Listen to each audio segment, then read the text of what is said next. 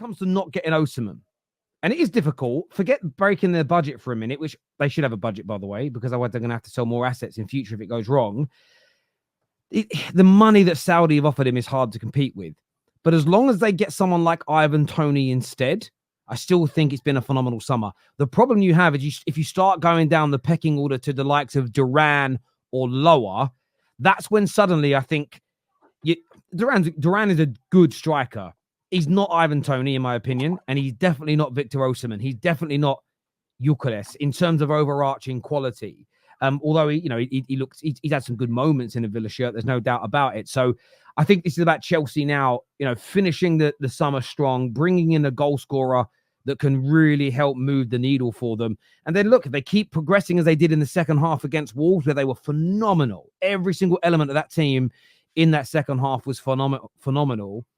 They'll do an absolutely fantastic. That they could have a really, really fantastic season. I think they've got to add that goal scorer. Why do Chelsea fans? Why do all the majority of the fans in the Premier League turn into accountants once the player have a different offer or don't go to their club? Why?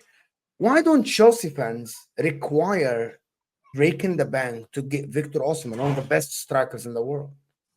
Why they now turning? We're not paying that much money for him. The guy moves the needle for you.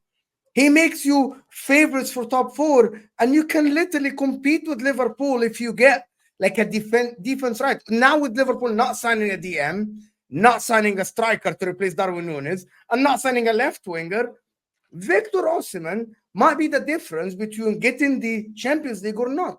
Ivan Toney is fantastic and great, right? But there's a massive difference between a 29 years old that haven't played football a lot last season and Victor Osimhen, who has won the league with Napoli, who have lifted the trophy, who have whatever trophy you want to call it. I think Chelsea fans should demand this is there has to be a player in the world where all of us, all our clubs will say, this is the guy that I break the bank for. This is the guy that I break my wage structure for. And I think Victor Osimhen is that guy. He literally takes them from level 6 to level 8 right away. He comes in, 20, 25 goals, elevates Palmer, Nkunku, Madueke, Caicedo, and he elevates everyone. I don't get it. Why people turn into account? Why do you care so much? Don't you think that the last 2 big signings have bit them in the ass? Enzo, Caicedo worked. Like this. Caicedo worked. Yeah, but don't mention the only one that worked and then act like the rest. Palmer worked. Palmer was a risk and it worked. That's and also also, big money. But we cannot sit. But hold on, we cannot sit here. They're big money signings. Chilwell, Cucurella, Enzo, Sam, these guys. We cannot sit here. We cannot sit here and assume that every big signing is gonna fail. That's not how football works. Sam, you're a smart guy. Me and you do a lot of shows together. We analyze the past and we try to predict the future. Sometimes we get it right, sometimes we get it wrong. But we're talking about. I'm asking you, what is the most likely situation if Osimhen is a Chelsea player tomorrow? Give me the likely situation. Don't give me. I think what if comfortably.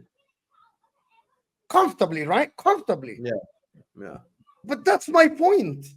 That might be the difference between do you know what, Mo? I get where you're coming from, and we see a lot of. Listen, as a Man United fan, I'm glad that I don't want us to spend like Chelsea have in the last three years.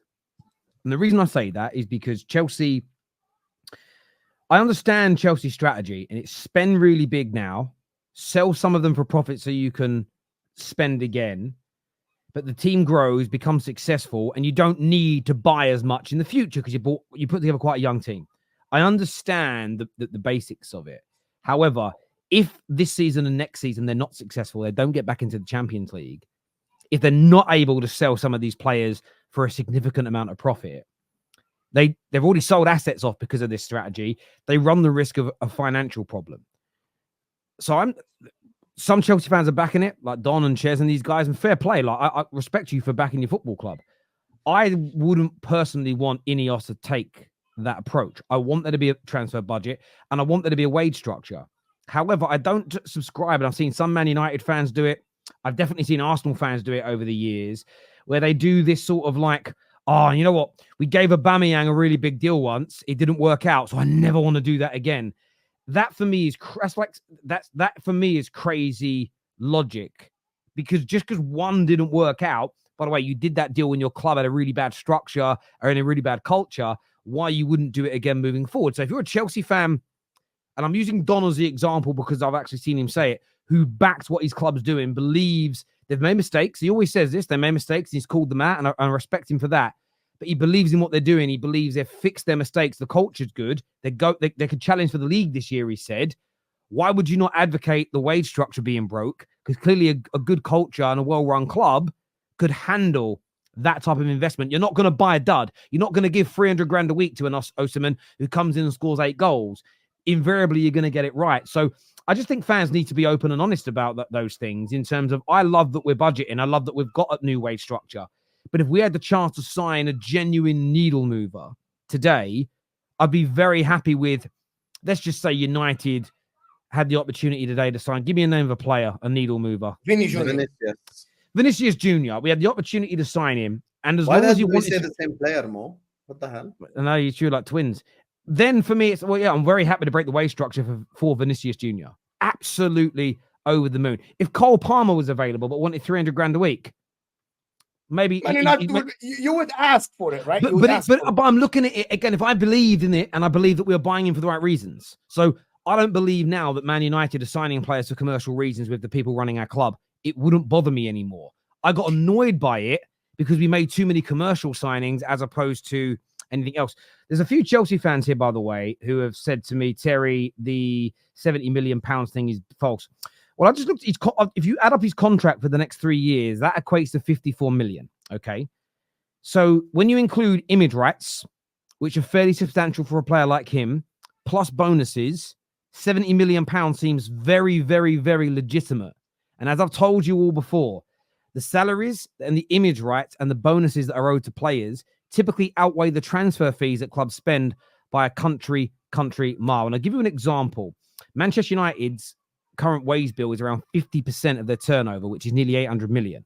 So our wage bill each year is almost double what we spend on transfers each year, which is why Chelsea are pushing really hard to get, and have got rid of Lukaku. They want to get rid of all these guys because actually over the next 3 years, the likes of Lukaku and Kepa and Sterling, that's a huge drain on your finances. So yes, there is a black hole there because, and some people are saying there's no black hole.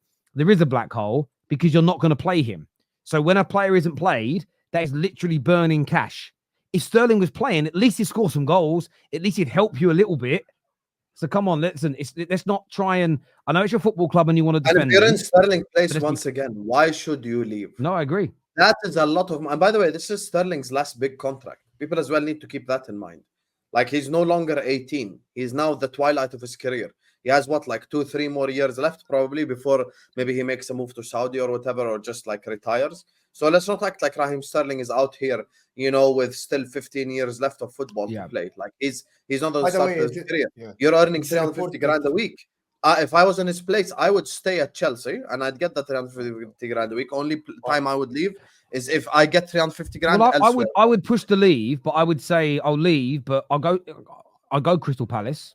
They pay me 100 grand a week, but you're paying me my 250 still. And the problem then for Chelsea is that they're saving, and again, they're saving some money, but I'd rather, there's a saying that we used to have in England, an old-fashioned saying, that I'd rather lose a threepenny bit than a fiver, which essentially means I'd rather lose a little bit of money than all my money, right? And that's what Chelsea have got to now do, because they've put, I said it the other day, they've made a rod for their own back. They've said he's not welcome at the club, that he isn't training with them and he's not going to get minutes. So they have almost no negotiating power. And they took his shirt number. Yeah, they've got no negotiating power, and they need to move. Listen, financially, they have to move him on. I know Chelsea fans don't want to hear it, but it's the truth. They've done very well getting rid of, I think Kepa's going to go. They've got rid of Lukaku, but they've got to remove Sterling as well. They have to get all of that done. Sonny here says, I guarantee Osimhen will do well in the Prem. Hype was big for Darwin and other abroad strikers that come in and shit the bed. Premier League broke many strikers. So no guarantee Osimhen will do well. No guarantee. I hear what you're saying, but there's a massive difference here. Victor Osimhen was one of the key players, if not the key player, alongside Kvaratskhelia, that led to Napoli winning a league title for the first time in 40 years more, like since Maradona days. So that's how long ago that was. And the Italian league is a much tougher league than the Portuguese league. So let's also get that in.